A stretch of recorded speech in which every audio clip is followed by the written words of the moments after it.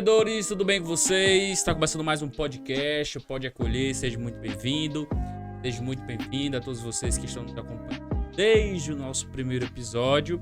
Estamos chegando ao nosso 16º episódio, graças a Deus, crescendo a cada programa, a cada conversa. E hoje nós vamos trazer a participação da Marina Rayane, que é advogada, falar um pouco sobre direitos das crianças com PCD, para você ficar por dentro dos direitos, tudo aquilo legalmente eles têm direito. Então eu vou deixar o espaço aberto agora para a doutora Marina fazer a sua apresentação, falar um pouco do que nós vamos discutir aqui em podcast. Olá, sou Marina Rayane, advogada, formada pela Faculdade Farias Brito, especializada em Direito Processual. Minha paixão é o direito previdenciário, mas o que me move mesmo é a defesa dos direitos da pessoa com deficiência, um enfoque especial na defesa dos direitos da pessoa com autismo. Nesse podcast, nós vamos explorar um pouco do mundo jurídico, desvendando alguns mitos, esclarecendo algumas situações para que vocês possam fazer valer o direito dos seus filhos. Bom, dada a apresentação da doutora Marina Rayane, eu já queria começar esse bate-papo aqui conversando com a Marina e falando sobre plano de saúde. Existe muita dúvida do que o plano de saúde cobre ou não cobre. Eu queria saber se juridicamente, legalmente, o plano de saúde tem obrigação de fornecer qualquer tipo de tratamento para qualquer pessoa que tenha alguma deficiência, qualquer criança. Plano de saúde. É obrigação do plano de saúde fornecer o tratamento adequado. Tá certo? Então, assim, muitas vezes é comum o plano de saúde ele negar determinado tratamento, pessoa com deficiência, mas em muitos casos, a gente conseguindo comprovar que aquele tratamento é o adequado, cabe ao plano de saúde fornecer, tá bom? Eu tenho muitos clientes aqui no escritório em que o plano de saúde nega o tratamento, e aí a mãe acha que realmente está certo ali aquela situação. Mas em muitos casos a gente consegue entrar na justiça e provar que aquele tratamento ele foi o adequado, que o filho teve uma evolução, e aí com base nisso a justiça obriga o plano a fornecer o tratamento. A gente teve um caso, por exemplo, que a criança era uma criança autista, né? Ela tinha autismo, tinha TDAH, num grau um pouco mais avançado, né? Um pouco mais grave, e ela já tinha feito diversos tratamentos com diversos tipos de medicamento, e não tinha dado certo, não estava tendo evolução. E aí ele começou um tratamento à base do canabidiol. E ele, de fato, se deu com o medicamento. E aí um determinado plano de saúde, ele negou, né? Ele negou o tratamento à base do canabidiol. É um tratamento um pouco caro. Só que o que aconteceu? A gente conseguiu provar na justiça que a criança tinha passado por diversos tratamentos, por diversos tipos de medicamento, que não tinha dado, né? Não tinha dado certo, não tinha se dado bem, mas que ela tinha tido uma evolução à base do canabidiol. E aí o que a justiça entendeu? Que se o médico, né, o médico que acompanha, o médico relatou, atestou que a criança de fato tinha tido essa evolução, cabe ao plano de saúde cobrir esse tratamento, tá certo? Então, assim, a gente tem muito caso em que de fato o plano nega, mas a gente conseguindo cobrar que aquele tratamento ele está sendo ideal para o seu filho, ele está tendo essa evolução, o plano de saúde vai ter que arcar com o tratamento, tá certo? Independente de estar ou não lá no rol de medicamentos da ANS, que a gente, né, costuma seguir esse rol, mas existem essas ressalvas.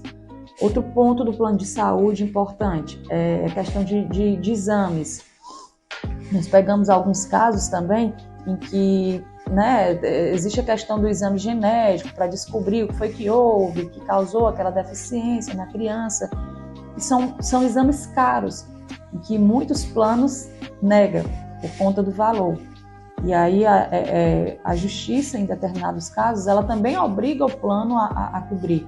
Se foi provado, né, determinados quesitos, a criança já fez exame A, exame B, e não foi descoberto qual a causa da doença, né? Existem casos em que realmente o médico fala que só vai ser descoberto o que houve, aquela alteração genética, por exemplo, através do exame genético, E aí a gente judicializa da mesma forma, prova, né, na justiça que aquele exame é a única forma de descobrir a alteração genética, descobrir o que causou, né, aquela deficiência, descobrir qual a deficiência, que muitas vezes só sabe através de determinados exames, e isso a gente consegue fazer, tá, através de uma ação judicial. Então isso é possível também.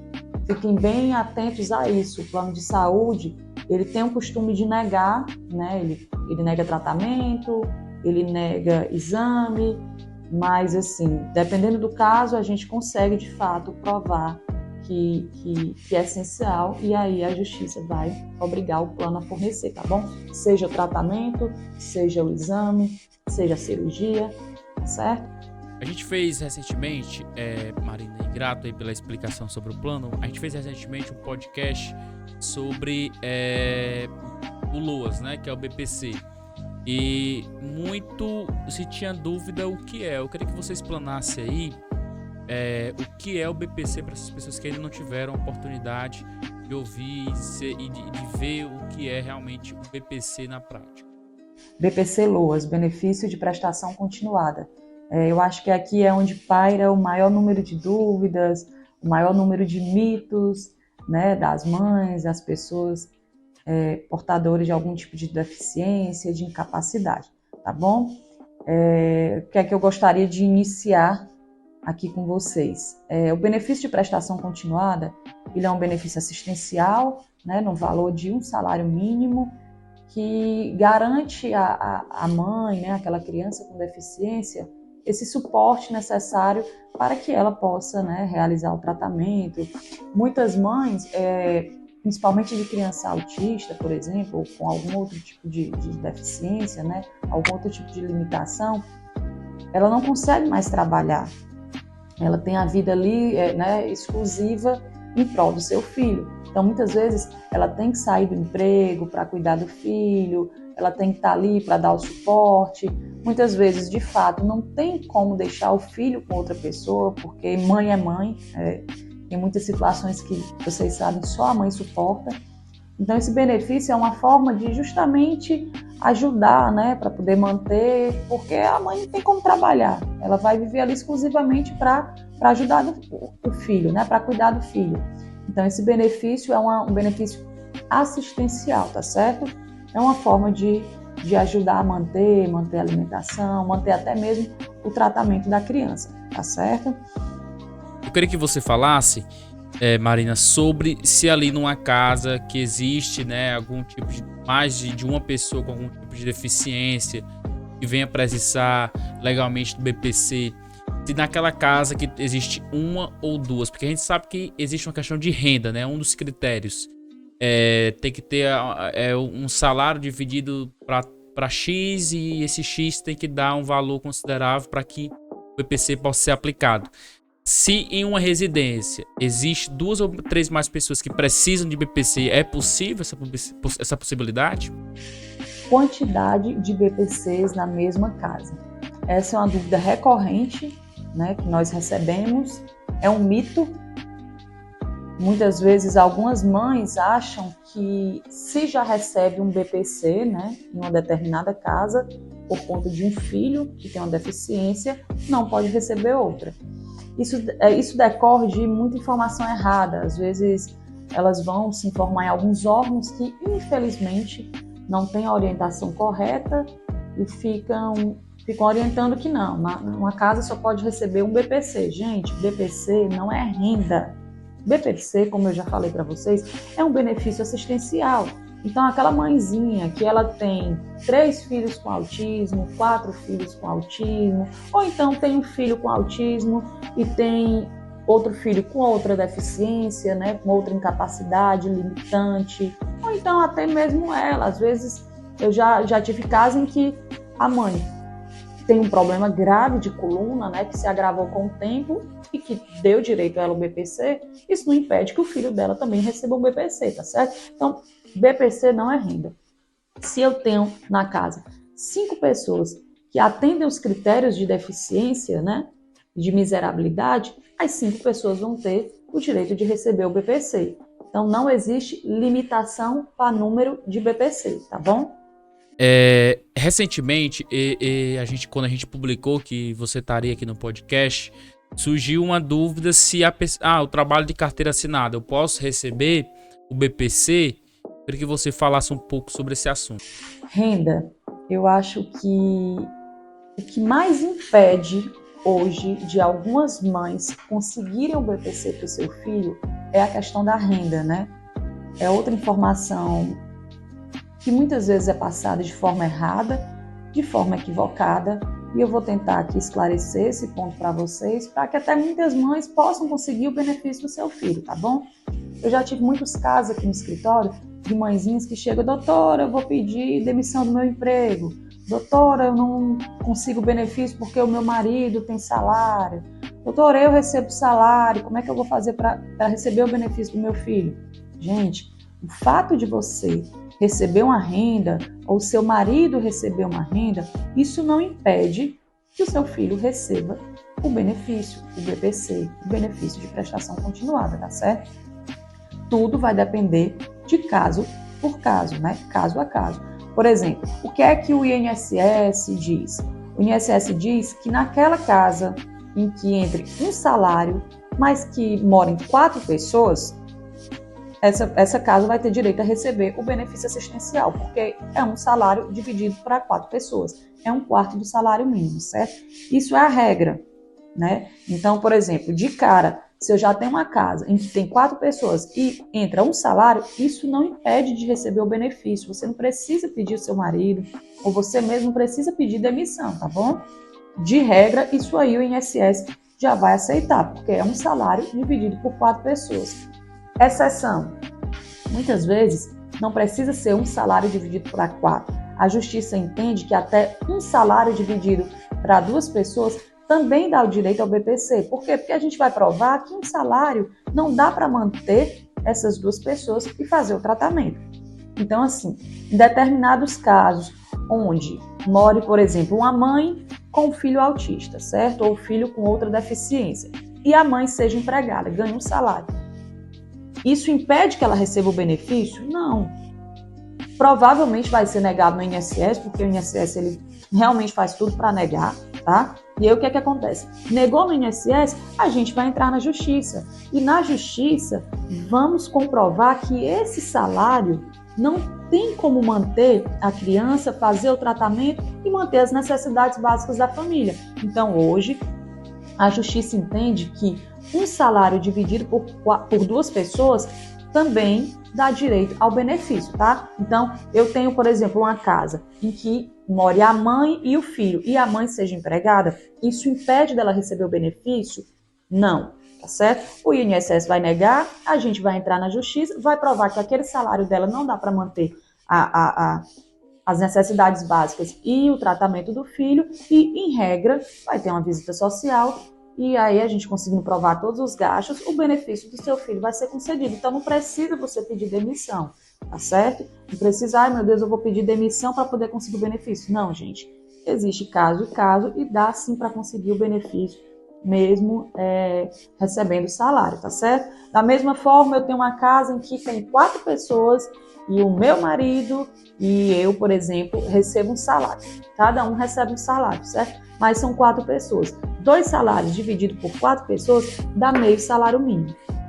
Se a gente conseguir provar na justiça que esses 2 salários divididos por essas 4 pessoas não dá para manter as necessidades básicas dessas 4 pessoas e fazer o tratamento da criança, a justiça também vai conceder o direito ao benefício. Então, assim, cada caso é um caso.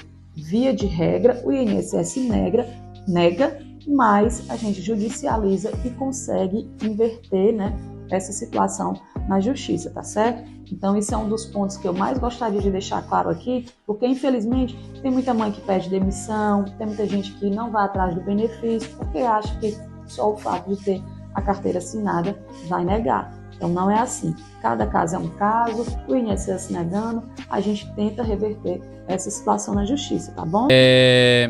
Depois que eu tô com o BPC, tô recebendo, eu vou sempre estar recebendo visitas para avaliação do BPC, ou ter um tempo de avaliação a cada um ano? Eu quero que você explicasse para essas pessoas que estão perto de receber o benefício, mas que estão com essa dúvida se vão receber visitas da assistente social corriqueiramente. Outra dúvida relacionada ao BPC. Muita gente chega também, né, para a gente, para o nosso escritório, e pergunta: doutora, mas sempre vai ser necessário fazer avaliação social em casa? Não. Primeiro que a avaliação social em casa, ela é feita só quando o benefício é negado no INSS e vai para a Justiça. E nem sempre existe essa avaliação social feita pela Justiça, tá certo? Então, em regra, quando você dá entrada no BPC, o que é feito? É feita uma avaliação social no INSS com assistente social e feita uma perícia médica com o perito médico. Essas duas ações, essas duas avaliações, médica e social, é feito dentro do INSS, tá certo? Então, quando está na fase administrativa, não existe visita de assistente social do INSS em casa. Você vai com o seu filho ao INSS e é feita a avaliação médica e avaliação social. Inclusive, existem casos em que não é feita nem avaliação social. Por exemplo, às vezes a perícia médica é feita primeiro do que a avaliação social. Quando vai ser agendado, lá consegue uma data para a perícia médica primeiro do que a data da perícia social. Muitas vezes o INSS ele cancela a avaliação social e já concede o benefício somente com a perícia médica, tá certo? Quando você vai fazer uma perícia médica, que você vai com a documentação bem fundamentada, relatório bem fundamentado, o grau, né, ali da deficiência do seu filho, o modo que ele se comportou na perícia médica, faz gerar uma pontuação, né, porque existe uma pontuação lá do médico, uma pontuação alta. E se você, por exemplo, já recebe Bolsa Família, já é provado ali no cadastro único o seu grau de miserabilidade, o INSS não chega nem a fazer avaliação social. Ele cancela e concede o benefício do seu filho somente com a perícia médica, tá? Então, assim, a avaliação social, a visita da avaliadora social na sua casa, ela, em regra, só é feito na Justiça. E, às vezes, nem é feito na Justiça. Às vezes, o INSS faz um acordo, às vezes, o juiz pede para não fazer avaliação social, porque quando é negado pelo critério de deficiência, né, o que é isso? Que para as mães entenderem melhor. Quando é o médico que nega no INSS, quando o seu filho é negado pela perícia médica, o que é que o juiz entende? Olha, o critério econômico da avaliação social foi atendido. Então, se o critério social, né, foi atendido, então não tem necessidade de uma avaliação social na casa da criança, tá bom? Então aí o juiz diz o quê? Vamos fazer só uma perícia médica, já que o motivo da negativa, o motivo de indeferimento foi só a questão da perícia médica. E aí existem muitos casos em que na Justiça não há avaliação social, não há visita da avaliadora social em casa. A avaliadora social, ela só vai em casa, na maioria das vezes, quando o seu benefício, o benefício do seu filho foi negado pelo critério de renda. Quando o benefício foi negado pelo critério médico, pela perícia médica, em regra, o juiz vai mandar somente fazer a perícia médica, tá certo? A avaliação social em casa não é feita, tá bom? Então existe essa possibilidade de ir para a Justiça e não ter avaliação social em casa. E muitas vezes até o INSS ele costuma propor um acordo, tá acontecendo muito, de o benefício da criança é negado no INSS, a gente vai para a Justiça, recorre, faz a perícia médica, quando passa na perícia médica com o perito judicial, que ele prova que de fato há deficiência, foi comprovado a deficiência, o que é que acontece? O INSS coloca uma petição nos autos e diz: mãezinha, vamos fazer um acordo aqui, já foi comprovada a deficiência, vamos fazer um acordo de 95% do atrasado do seu filho,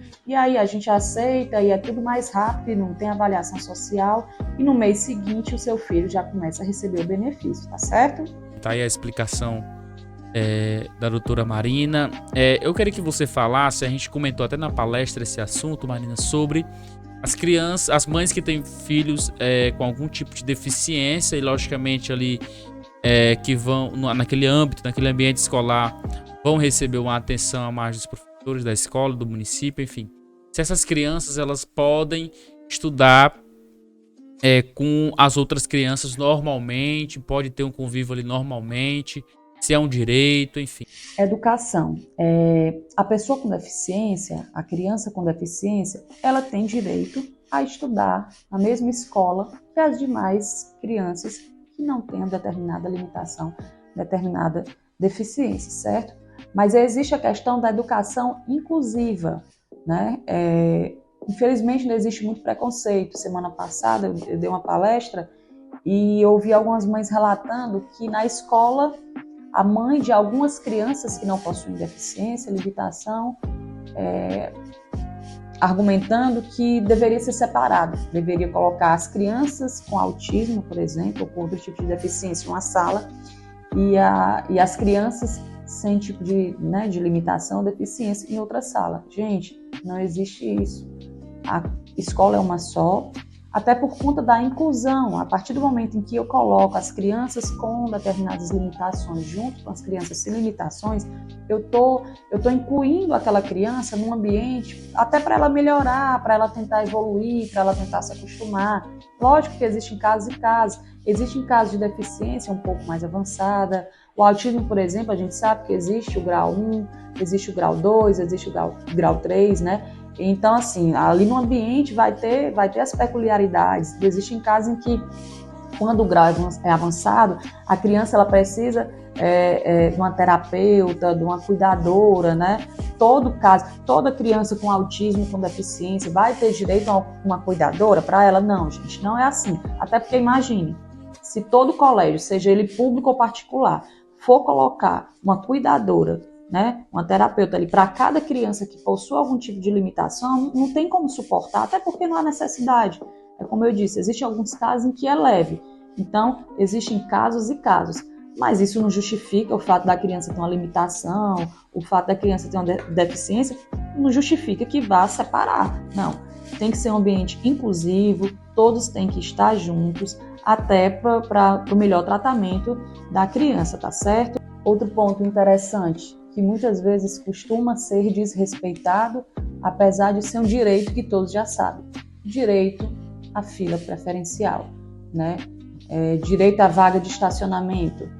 Toda criança com deficiência, toda pessoa com deficiência, ele tem direito à prioridade, ele tem direito ali a fila, né, a preferência na fila, ele tem direito à vaga de estacionamento, tá bom? Então, infelizmente, muitas pessoas, muitas mães ainda têm vergonha, ainda se sente um pouco, né, acanhada ali.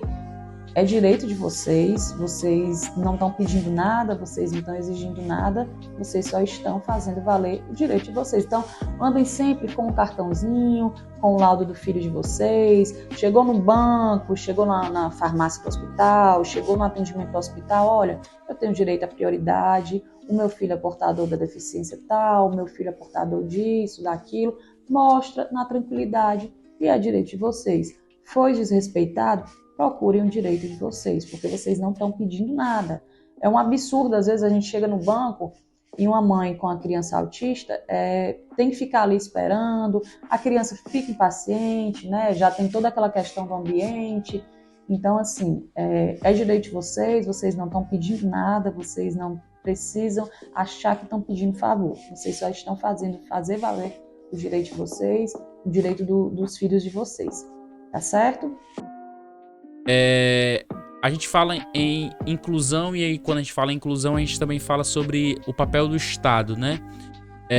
Eu queria que você falasse se o Estado, o governo, né, tem a obrigação de fornecer todo e qualquer tipo de tratamento para qualquer pessoa, para qualquer criança, seja homem, seja mulher, enfim. Recentemente já teve até um assunto discutido no STF nesse sentido, né? A criança recebeu um medicamento que era raro e o STF fez com que o governo pagasse esse medicamento, desse a ela o direito de ter esse medicamento em suas mãos. Então eu queria que você falasse sobre quais as obrigações do governo, se o governo tem a obrigação de dar qualquer tipo de tratamento para as pessoas. Saúde. O Sistema Único de Saúde, o SUS, ele tem a obrigação de fornecer o tratamento adequado para o seu filho, né? Ele tem a obrigação de fornecer o tratamento para aquela determinada deficiência. Na verdade, ele tem a obrigação de fornecer a intervenção e o diagnóstico precoce, a fim de se descobrir qual é a real deficiência, qual a real limitação, para que assim possa começar o tratamento correto. Na verdade, eles têm inclusive que fornecer outros serviços a fim de evitar que deficiências adicionais surjam naquela criança, naquela pessoa, naquele adolescente, tá certo? Tem um saldo do FGTS, eu posso sacar? Pessoas que querem receber, que tem alguma, enfim, pode receber esse dinheiro que está ali no FGTS parado? FGTS. Muitas mães não sabem, mas vocês, mães de crianças portadoras de algum tipo de deficiência, vocês têm direito a sacar o saldo de FGTS. O que é que acontece? Em regra, o FGTS ele só pode ser sacado quando você é demitido, tá bom? E aí o que é que acontece? Muitas mães, quando descobrem o diagnóstico do filho, não conseguem mais trabalhar e vão lá e pedem demissão. E aí aquele saldo de FGTS, ele fica lá retido na conta, você não pode sacar. Só que nesses casos, você comprovando que o seu filho é portador de deficiência, você comprovando que o seu filho, por exemplo, é portador do autismo, que foi equiparado a uma deficiência, você vai ter direito a realizar aquele saque. Então, assim, se você trabalhou alguma vez de carteira assinada, se você pediu demissão, se você tem algum saldo na conta do FGTS, saiba que você pode sacar. Basta você comprovar a deficiência do seu filho, tá bom? Através de um laudo médico e pedir, claro, a liberação desse valor. Antes de encerrarmos esse episódio, eu gostaria de agradecer aos ouvintes que tiraram tempo para conhecer e refletir um pouco mais sobre o direito das pessoas com deficiência. A inclusão é um esforço contínuo e todos nós temos um papel a desempenhar. Se você gostou desse conteúdo, dessas dicas, compartilhe o episódio com os familiares, com os amigos, com outros pais, que têm dúvidas, que têm interesse em saber sobre os direitos da pessoa com deficiência. E lembre-se, a inclusão é um direito de todos. Até a próxima. Bom, pessoal, tá aí a participação da doutora Marina Rayane. Estamos chegando ao nosso os minutos finais. Só quero, antes de encerrar, agradecer a doutora Marina pela participação. Recentemente a Marina fez uma palestra aqui no Instituto para as Mães daqui, falando desses assuntos também. E então eu queria lhe agradecer, Marina, pela participação. Meu muito obrigado. E agradecer a todos vocês que estão nos acompanhando desde o nosso primeiro podcast e desde o início desse até agora. Deus abençoe. Até o nosso próximo episódio. Tchau, tchau.